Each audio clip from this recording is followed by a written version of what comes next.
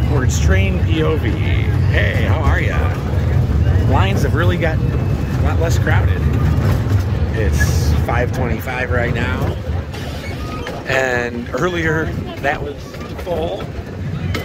We literally got in line and waited at the entrance, and now it's literally a walk-on. So I think I know what we might have to do after the train.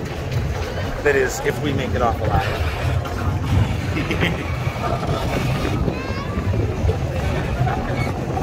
We're having a blast today.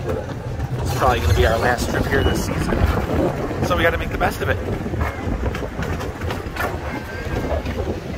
It's been really wavy today. It's nice. Oh, nobody's feeding them anymore, huh? That was funny. There's a couple holdouts.